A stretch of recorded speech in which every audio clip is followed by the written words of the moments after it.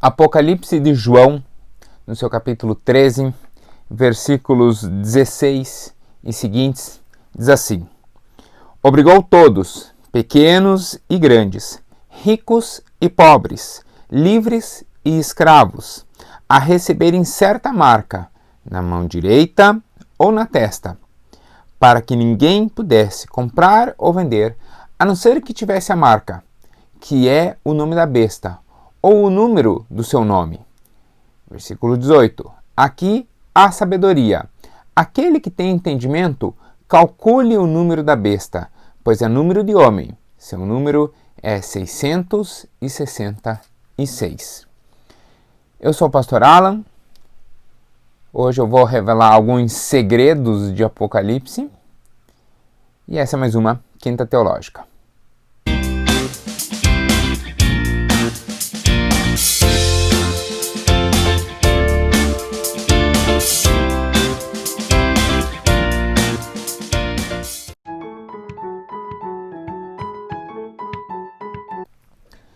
Toda quinta, aqui no Teu Legal, você tem um estudo. Às vezes sobre algum postulado teológico, às vezes sobre algum tema específico, mas sempre algo que possa aumentar o seu conhecimento das Escrituras e, especialmente, possa aumentar a sua comunhão com Deus. Então, às vezes tem alguns mitos, por exemplo, de hoje nós vamos derrubar alguns mitos. Tem algumas coisas que a gente acha que está na Bíblia que não está, e algumas coisas que estão na Bíblia e a gente acaba esquecendo.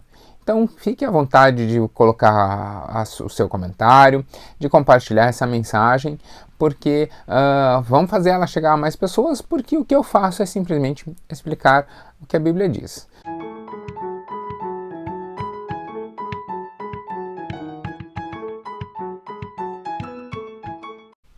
Toda sexta, no meu Instagram pessoal, eu coloco uma caixa de perguntas, em que as pessoas podem fazer qualquer pergunta, né? E qualquer pergunta que eles gostariam de fazer a um pastor e que por qualquer motivo não o fazem, pode colocar a pergunta lá. E aí eu respondo. Muitas pessoas eu respondo no privado. Há algumas perguntas que são mais gerais, tá? Eu coloco a pergunta pública para todos verem. Você não sabe quem fez a pergunta, mas você tem a pergunta e tem a resposta. E essa semana, na última sexta-feira, teve muita pergunta a respeito de Apocalipse. Então o que eu fiz? Eu respondi privadamente para as pessoas, mas disse, olha, eu vou gravar um vídeo especial sobre isso.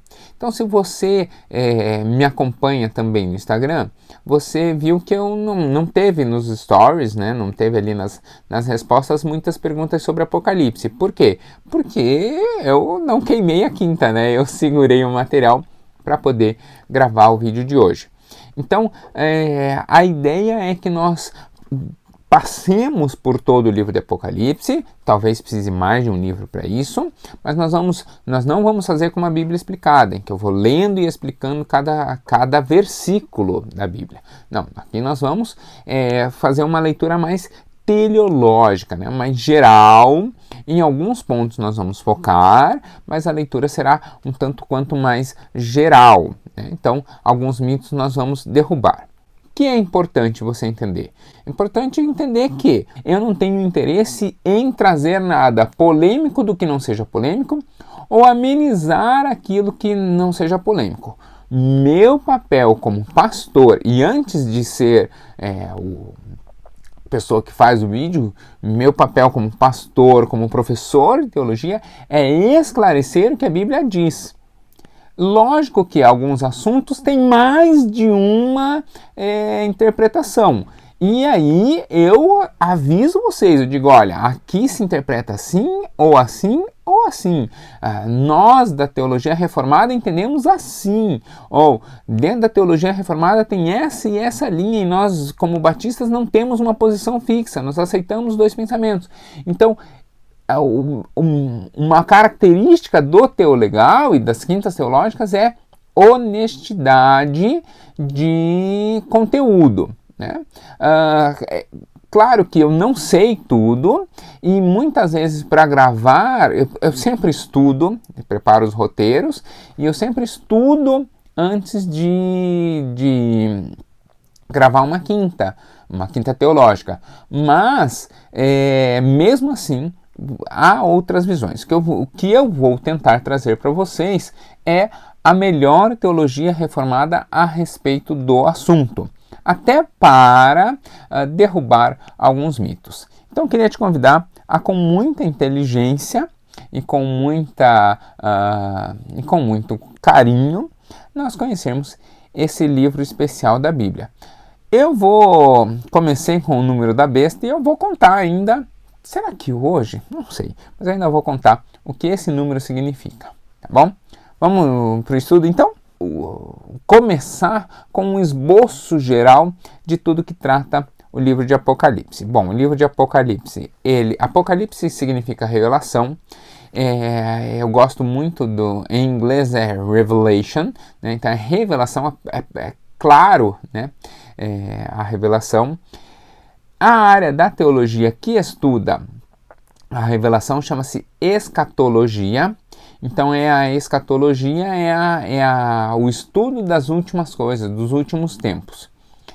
O livro de Apocalipse, ele vai contar os últimos tempos, mas ele não é o único livro que fala isso. Nós temos vários outros livros que vão trazer trechos a respeito dos últimos tempos. Por exemplo, o livro do profeta Daniel, vários evangelhos têm trechos a respeito dos últimos tempos, né? Mas o livro de Apocalipse, a centralidade, né, a grande maioria do seu texto vai falar desse tempo. Eu disse grande maioria, portanto significa também que o livro de Apocalipse não trata apenas dos últimos dias. Na verdade, todo o Novo Testamento trata dos últimos dias. Por que isso? Porque a partir do momento em que Jesus nasceu, eu já falei aqui sobre o nascimento de Jesus, a partir do momento em que Jesus nasceu, a partir dali já são os últimos dias. A partir dali já há o estabelecimento do reino de Cristo sobre a terra e o grande plano de Deus está desde sempre, desde a eternidade. Mas a concretização está desde a primeira vinda. E o ápice da concretização do reino de Deus será, então o ápice da nossa salvação está na cruz de Cristo, mas o ápice da concretização do reino está, então, também narrado nos últimos dias, e aí sim, últimos dias finais mesmo. Então, o livro de Apocalipse vai trazer isso. A primeira questão é, por que o livro de Apocalipse existe? O livro de Apocalipse existe, e aí é o seu propósito, né, a razão da sua existência, e isso vai ter um reflexo lá na frente, que eu já vou falar. Mas o livro de Apocalipse existe como um impulso, uma lembrança, um incentivo para os tempos difíceis.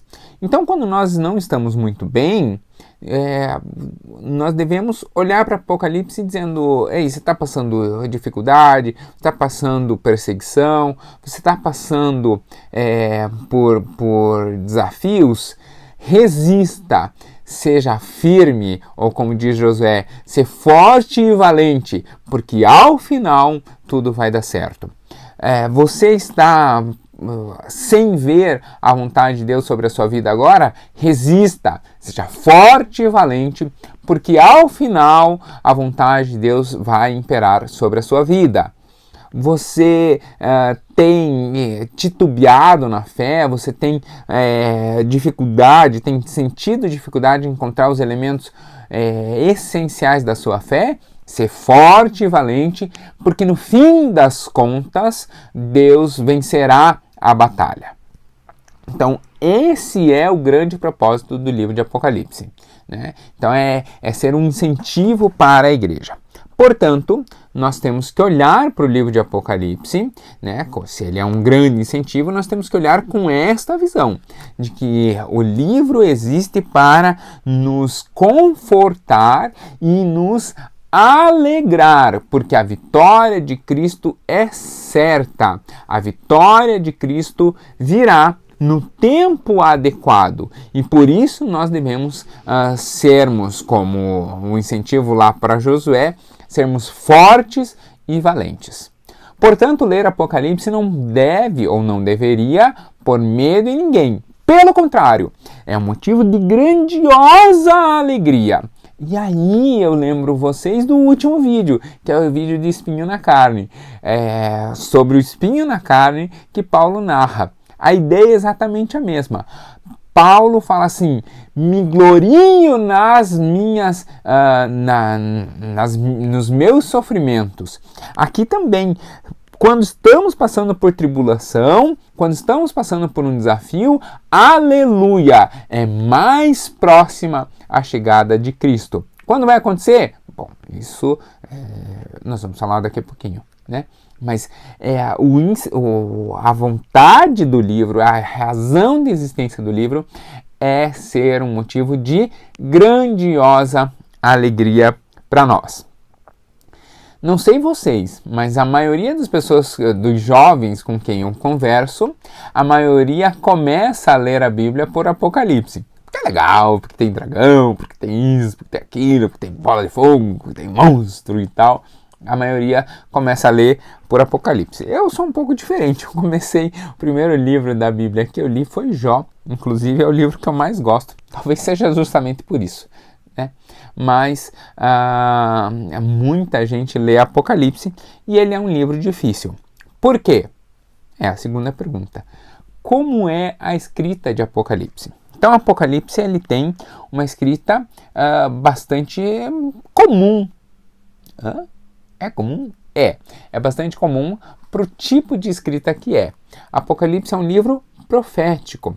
E os livros proféticos são livros difíceis de se ler, né? Por quê? Porque eles são livros justamente relativamente codificados. Não é que tem um código secreto sobre o livro de Apocalipse, não é isso. É que conta coisas que o profeta está vendo em visão, mas ele está vendo, mas ele ainda não viu concretamente. Então, ele conta o que lhe é revelado, mas pode ter uma série de fatores em volta que ele ainda não tem acesso, né? Ele ainda não consegue ver. Por exemplo, você consegue imaginar João pensando que na existência de um computador, ou na existência de um celular, ou na existência de um carro, por exemplo, né? Então são fatores que João teria que achar meios do seu conhecimento, do seu mundo, para descrever essas coisas. E essas coisas existem hoje, não existiam à época. Então, há uma dificuldade normal.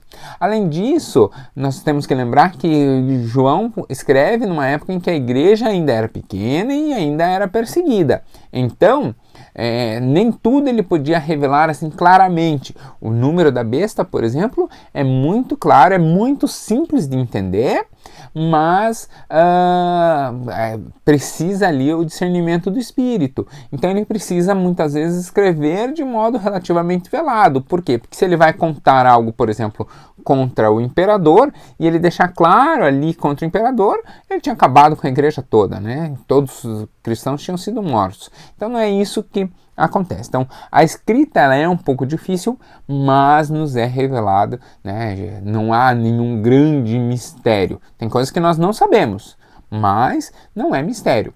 Um exemplo bem simples. Quando será a segunda vinda de Cristo? Não sabemos. Mas é claro para nós que nós não sabemos. Entendeu? Nós não sabemos. Nós sabemos que não sabemos. Estranho isso, né? Mas é essa a ideia mesmo. Nós sabemos que não sabemos. Nem Cristo sabe. O próprio Cristo já diz: a mim não foi revelado, só o Pai sabe quando acontecerá. É certa a segunda vinda, nós não sabemos quando. Então, aquilo que nós não sabemos, mesmo no que nós não sabemos, a Bíblia diz que nós não sabemos. Como começa o livro de Apocalipse? Bom, o livro de Apocalipse ele começa com uma visão. Ele começa com uma visão, com uma viagem que o apóstolo faz, né, levado pela mão. ele faz uma viagem até o terceiro céu. O que é o terceiro céu? Eu expliquei aqui no vídeo anterior, tem um recorte, eu vou começar a soltar cortes também, tem um corte do que é o terceiro céu, também disponível ali no Teu Legal. Então, se você quer entender o que é o terceiro céu, você vai ter que assistir o vídeo do Espinho na Carne, ou pelo menos o corte do que é o terceiro céu. O que João faz, então, é contar o que ele vê no terceiro céu. E o livro de Apocalipse, então, ele começa com uma série de cartas, né? Assim como o apóstolo Paulo escreve uma série de cartas, mas as cartas dele, até pelo tamanho, são direcionadas e são canonizadas, né? Entram no cânon como um livro específico. No caso de João, elas pertencem ao mesmo livro chamado Apocalipse. E ele escreve para as 7 igrejas da Ásia. E aí ele vai então contando, né, como Deus olha para cada uma delas e como Deus as encontra ao olhar para cada uma delas. Dá um puxão de orelha aqui, dá um puxão de orelha ali, corrige aqui, corrige ali, né? E aí, então, o tipo de escrita de Apocalipse começa a se revelar. Por quê? Porque tem trechos que são literais, tem trechos que realmente quer dizer aquilo que quer dizer. Quando ele fala para a igreja de Tiatira, ele está falando para a igreja de Tiatira. Quando ele está falando para a igreja de Filadélfia, ele está falando para a igreja de Filadélfia. Então, algumas coisas são literais, né? Está dizendo, ó, vocês pecaram nisso, vocês erraram nisso. Então, ele vai apontando ali as questões de como a igreja foi encontrada. É lógico que tem muito trecho de Apocalipse que é uma linguagem figurada. Então, nós precisamos entender isso também. Um exemplo bem simples é a ideia da água morna, né? Uma das igrejas é chamada como água morna, que não é água quente, por exemplo, para você fazer um belo chá numa caneca como a minha, mas também não é água gelada, para você tomar água depois do exercício físico, né? Algo para relaxar. É água morna, que quando você toma, fica enjoativa, né? Embrulha o estômago. Então, ele faz essa comparação de água morna, que não é nem quente nem fria. Por quê? Porque tem ali toda uma explicação da região, das águas termais que vinham, a água já vinha morna ali, então ela já perdia a sua razão de ser e tal, mas ali é uma figura de linguagem usada com relação a uma realidade geográfica de onde se localizava a igreja. Outro dia, com calma, eu posso explicar, mas tem essa figura de linguagem. Então, nem tudo em Apocalipse é literal, no sentido de que nem tudo é exatamente no mesmo ponto com aquele jeitinho de ser escrito, como nem tudo na Bíblia é. Tem palavras de Jesus que não são literais. Jesus, quando diz, por exemplo, eu sou o pão da vida. Ninguém precisa, a gente até faz uma piada, né? Jesus é o pão da vida, tá? Ele era feito de massa. Quando que ele foi assado? Lá na fornalha, lá de Daniel, né? É o quarto homem, colocaram a massa e aí cresceu e foi assado. Jesus não era feito de massa de trigo, né? A ideia de ser o pão da vida significa que ele traz alimento para a nossa vida. Então isso é uma linguagem figurada. Há construções assim em toda a Bíblia, especialmente nos textos proféticos, e Apocalipse, por ser o texto profético, não podia ser diferente. Então, começa o livro com essas cartas e temos esse tipo de escrita. Ao mesmo tempo, quer dizer, em sequência disso, nós vamos ter os acontecimentos apoteóticos da história. São as coisas que acontecerão depois do tempo em que Deus olhará para aquelas igrejas e encontrar. Muitos desses eventos já aconteceram. Alguns estão acontecendo, mas a grande maioria deles já aconteceram. E aí então começa a partir da sequência do texto, nos capítulos 4 e 5, então começa a visão do trono divino e do terceiro céu. E aí, quando começa então o terceiro céu, vai começar então o estabelecimento específico do reino de Deus. E aí a gente precisa entender aqui, como eu disse, e aí começam-se a abrir os selos e começa no capítulo 6, então capítulo 4 e 5 tem o trono de Deus, e daí do 6, a partir do capítulo 6 até o capítulo 18, vai ser a grande tribulação na terra. Começa no capítulo 6, então, a se abrirem os selos do livro que está determinado o fim dos tempos. Esse livro está fechado com 7 selos e esses selos começam a se abrir, e à medida que cada selo vai se abrindo, há um acontecimento, há alguns acontecimentos que vão acontecendo, e esse trecho é chamado de grande tribulação. Eu queria ler com vocês alguns trechinhos a partir disso. Vamos lá? Então, Apocalipse 6, ele vai trazer um texto bem interessante, porque ele começa, então, a fazer esse juízo final. E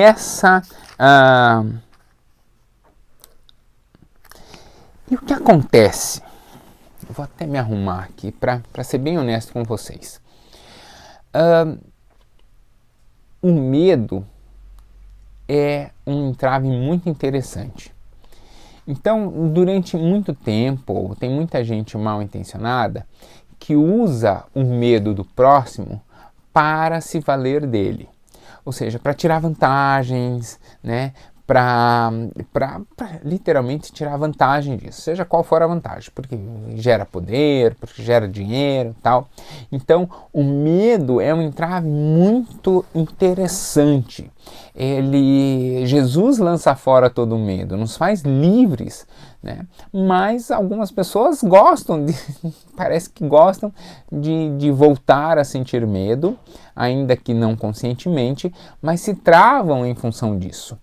E aí há pessoas então que se valem de eventos como esse, que é o fim dos tempos, para gerar medo no próximo. Eu queria ser muito honesto contigo, presta atenção no que eu vou dizer, porque eu não ganho nada com isso e eu sou uma pessoa, a minha maior alegria é ser livre, ter conquistado a liberdade em Cristo Jesus, ou Cristo ter conquistado a minha liberdade na cruz. E eu gostaria que você tivesse essa mesma liberdade. Não tenha medo dos últimos tempos. E assim, eu preciso ser muito honesto contigo. As coisas que eu vou dizer aqui, o que eu estou contando, é o que a Bíblia diz. Então, posso te dar vários estudiosos depois como referência, tal, não tem problema nenhum. Mas sinta-se livre para entender as coisas e sem medo, porque, como eu disse no começo, o propósito do livro é nos engrandecer e não nos trazer medo. Então, a partir do capítulo 6, você vai ver um livro que vai ter ali os selos e a abertura dos selos. Desculpe fazer esse parênteses, então vou adiantar aqui. E aí, o capítulo 6 e 7... o 8 também, no 6 e 7 vão ser abertos os 6 selos. E aí, o último selo, quando então se revela literalmente todo o livro, acontece no capítulo 8, inclusive com as trombetas. E aí as trombetas eu já falei aqui, trombeta que invoca o céu é shofar. E aí você, no vídeo sobre o ano novo, vai ter a explicação do que é um shofar. Inclusive eu mostro o meu shofar naquele vídeo. Então, nós vamos ter ali o juízo do selo. Agora, a partir dali, então, nós temos, a partir do momento em que começa a tribulação, a partir do momento que começa a revelação dos selos, nós vamos ter alguns personagens, que é um número de 7 personagens. Os personagens eles vão estar do capítulo 12 até o capítulo 13. Então são 2 capítulos que vão ter 7 personagens. Quais são esses personagens? Bom, você vai ter um anjo, um livro, você vai ter a mulher, você vai ter 2 testemunhas, a mulher e o dragão, a besta que saiu do mar, a besta que saiu da terra. E aí eu queria justamente falar sobre isso. Então, o foco hoje, eu já vi que não vai dar todo o meu esboço para seguir todo, mas o meu esboço queria então focar hoje sobre quem é a besta. Por quê? Porque a grande maioria das perguntas foi justamente a respeito da besta. A Bíblia é muito clara a respeito de dizer, e isso a teologia já está muito tranquila quanto a isso, em dizer que a besta é uma representação de Satanás, né? Então, aqui a ideia é justamente que a besta é uma manifestação do reino de Satanás, tentando, aí eu não gosto dessa expressão, porque Satanás não tem um reino, mas tentando estabelecer o seu suspiro final. Então, antes de entrar no número da besta em si, ou do que esse número significa, eu queria aproveitar para fazer uma colocação. Há uma visão dicotômica, isso chama-se, é uma visão aristotélica, né, de que Deus e Satanás, eles competem numa briga entre si. Isso não é verdade, tá? Não há um domínio de Satanás, um reino de Satanás e aí o reino de Deus. Há o reino de Deus e o lugar em que Satanás está, que chama-se inferno, né, onde ele atua, não é um reino organizado em que todas as coisas estão agindo para a realização da vontade. É o caos. É literalmente o caos. É onde há luta total. Então,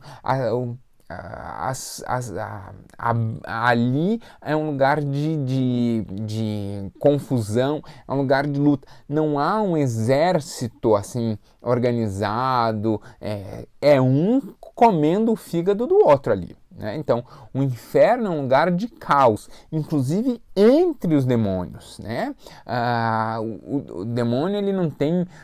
Deus tem um grande plano sobre nós. O demônio, ele perdeu a sua identidade ao ser expulso do céu, né? Os demônios, os anjos caídos, eles perdem a sua identidade. Então eles não sabem, não é que assim, eles não têm essa dicotomia, né? Não é um reino contra outro de igual para igual lutando. Não, é o caos total de um lado e Deus estabelecendo o seu reino. Ainda não chegou o tempo devido para isso, mas chegará o tempo em que isso acontecerá. Por isso que naturalmente nós sabemos que o reino dos céus vencerá. Não é tanto... lógico, 2/3 dos anjos permanecem no céu. A Bíblia é clara dizendo que 1/3 dos anjos caíram, mas não é apenas por isso, né? É porque literalmente Deus estabelece um reino estruturado, bem organizado, com um tabernáculo, com um sacerdote, que é Cristo Jesus, e o inferno, ou onde estão os anjos caídos, é um lugar de violência, de sofrimento para todos, inclusive para os demônios, né? É um lugar, aí você pode lembrar do jovem que Jesus expulsa o demônio deles. Os demônios não sentem prazer de estar onde estão. Pelo contrário, eles sentem dor e sofrimento. E isso não é para ter dó deles, não, tá? É assim que é, né? Então, há um caos, a essência do caos está no inferno. Aí, a partir disso, nós precisamos entender que a Bíblia vai falar, o livro de Apocalipse vai falar, então, a respeito de uma figura chamada a besta. O que é essa figura? Essa figura da besta é a manifestação, né? Uma manifestação de Satanás. E essa manifestação de Satanás, da besta dos últimos dias, ela será pública, notória, e ela será inequívoca. Todos saberão que é a besta. Todos saberão que é Satanás, né? Todos saberão que é literalmente um levante dos anjos caídos, né? Será um levante do diabo. Então, não há dúvida de que isso será literalmente claro, né? Há alguns eventos, como por exemplo a grande tribulação, se a igreja será arrebatada antes ou depois da grande tribulação.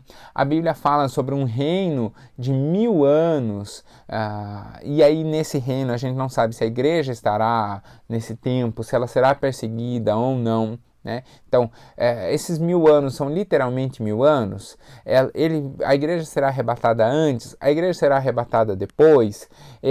Esses 1000 anos representam 1000 anos contando dia a dia, ou é uma ideia mais filosófica da ideia de muito tempo tal? Aqui a teologia não é clara, nós não temos essas respostas. Então nós temos correntes, por exemplo, os amilenistas entendem que os 1000 anos são uma ideia de muito tempo. Muito tempo é muito tempo. Né? 1000 anos, a ideia, quanto tempo demora? Isso, demora uns 1000 anos. Né? Então é muito tempo, que não precisa necessariamente ser 1000 anos, pode ser menos, pode ser mais. Os pré-milenistas, eles vão entender que a igreja será levada aos céus antes desses 1000 anos.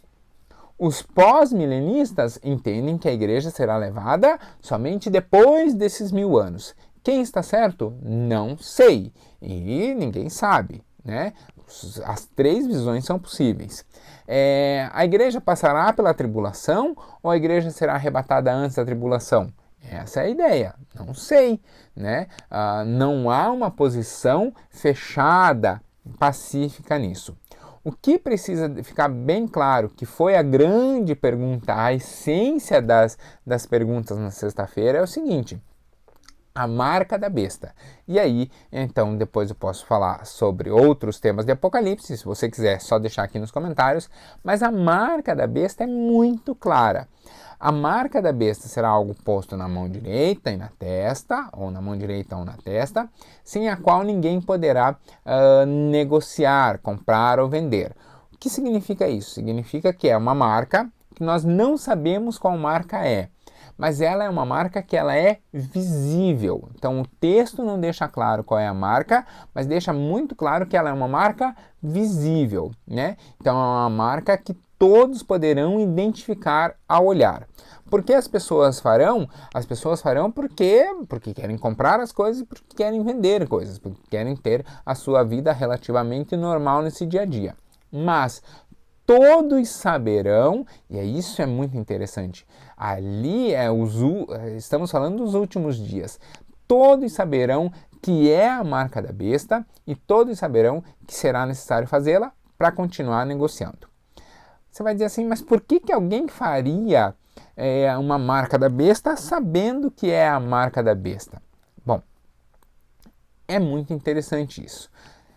Você já notou que há um versículo da Bíblia que diz assim: todo joelho se dobrará e toda língua confessará que Cristo é o Senhor? Pois é. Nós não dizemos que toda língua que confessa Cristo como seu Senhor e Salvador, toda pessoa que confessa Cristo como seu Senhor e Salvador, essa pessoa é salva? Então, todos que dobrarem o joelho e todos que confessarem a Cristo como seu Senhor e Salvador, eles serão salvos? Bom, se para ser salvo precisa confessar a Cristo como seu Senhor e Salvador, e todos farão isso, significa que todos são salvos, certo? Não e não. E sabe por que não? Porque aí já estaremos nos últimos dias. Veja só, há um elemento muito interessante que nós às vezes deixamos de lado quando pensamos nisso. A fé é a firme convicção das coisas que não se veem. Quando nós declaramos que Cristo é nosso Senhor e Salvador, isso significa que nós agimos sem mesmo ter visto a Cristo, nós agimos pela fé. Nós temos a certeza, a firme convicção de que Cristo é nosso Senhor e Salvador sem precisar tê-lo visto. Quem diz isso é o próprio Cristo ao aparecer para o apóstolo Tomé. Gravei isso numa quinta teológica, inclusive, recente. Quando Cristo aparece para Tomé, ele fala: mais bem-aventurado é aquele que nem me viu e creu. Quando nós cremos em Cristo sem tê-lo visto, mas entendemos, e aí é o toque do Espírito Santo, não é um entendimento apenas da cabeça, quando nós entendemos quem Cristo é e confessamos que Ele é nosso Senhor e Salvador, a salvação chega sobre a nossa vida. E aí, por que essas pessoas que ao final, né, toda criatura, por que lá ao final toda criatura cujo joelho se dobrará e confessará o nome de Cristo, por que esses não serão salvos? Por que esses, mesmo fazendo isso, serão condenados? Por quê? Porque eles viram. Quando Deus se mostrar, né, quando o juízo final chegar e quando Deus se mostrar, quando Cristo voltar, aí já não haverá mais fé. Por quê? Porque não precisa ter fé. Eu não preciso ter fé de que há uma caneca sobre a minha bancada. Por quê? Porque aqui está a caneca. Eu consigo vê-la. O elemento fé desaparece quando nós vemos. É por isso que não precisamos ver a Deus para ter certeza de quem Ele é. Nós cremos nele e sentimos o seu agir.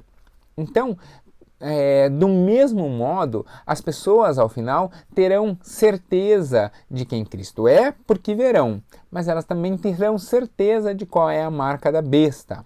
A marca da besta, que eu não sei se vai ser uma tatuagem, se vai ser alguma, né, um chip ou vacina, eu te garanto, vai ser algo que todo mundo vai saber. Não vai ser vacina.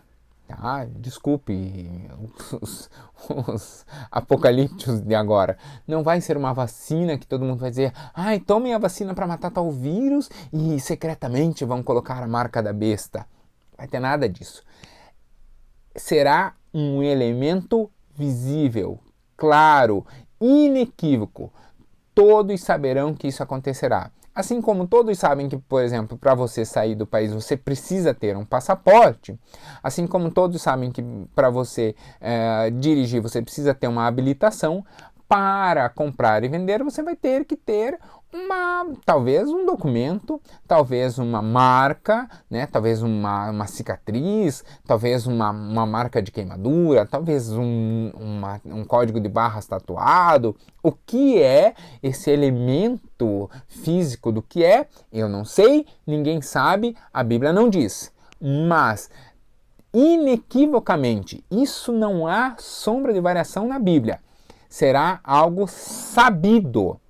Todos saberão que aquela é a marca da besta. E aí, para atender às suas próprias vontades de comprar, de vender, de ter as coisas, as pessoas o farão. E a Bíblia diz: resista a essas coisas, porque